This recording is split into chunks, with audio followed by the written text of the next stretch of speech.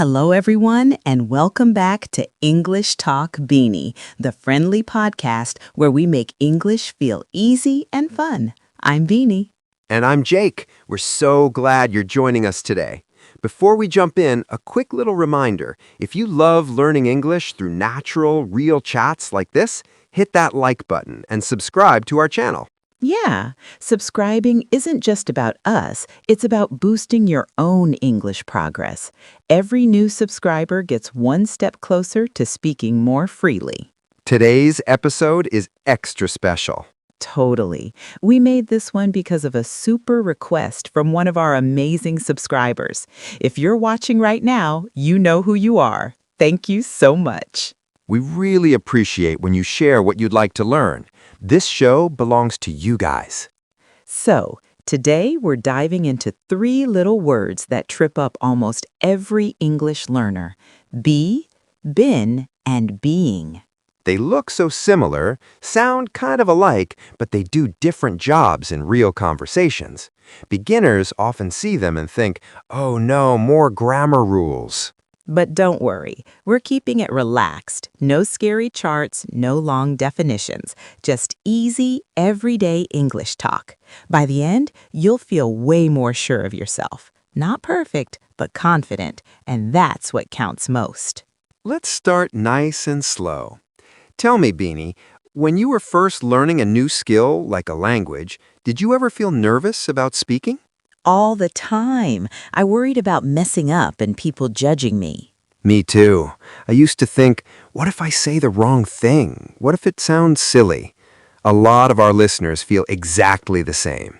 If you're sitting there thinking, my English isn't good enough, stop that thought right now. You're not bad at English. You're just in the middle of learning, and learning takes patience. Okay, let's gently get into our 3 words. Think of them as connected to different parts of life, not strict rules. First up, be. This is the basic starting form. We use be a lot for wishes, goals, advice, or general ideas. For example, I want to be better at English. That's a great one. You're not saying you are better yet. It's your dream or hope. Or think about everyday advice. Just be yourself. Or please be careful on the road. Or try to be kind to everyone. These are simple, powerful words for how we want things to be or how we should act. Listeners, try it with us out loud. I want to be confident. Or I want to be fluent. Feels natural, right? That's be. Open, positive, full of possibility. Now, let's move to been. This one often makes people nervous, but it's really about experience or something that connects the past to now. It almost always teams up with have or has, like, I have been really tired this week. You're explaining your current feeling based on what happened earlier. Another super common one is, I have been to Paris. That means you've experienced it sometime in the past. You're not there now, but that memory is part of your life story. Or, I have been learning English for months. This shows effort over time. It's honest and motivating. Remember, been is like sharing your journey. It answers, what have you gone through? Good experiences, tough ones, all of it. And finally, being. This one's about the present moment or something temporary. For example, I'm being honest with you right now. It means in this exact conversation, I'm choosing to be open. Or the kids are being super noisy today. It's not their usual personality, it's just how they're acting right now. Compare these. He is quiet sounds like his normal character. He is being quiet means today or in this situation, something's different. Being notices changes, moods, or short-term behavior. It's very human and emotional. Let's tie them together with one story.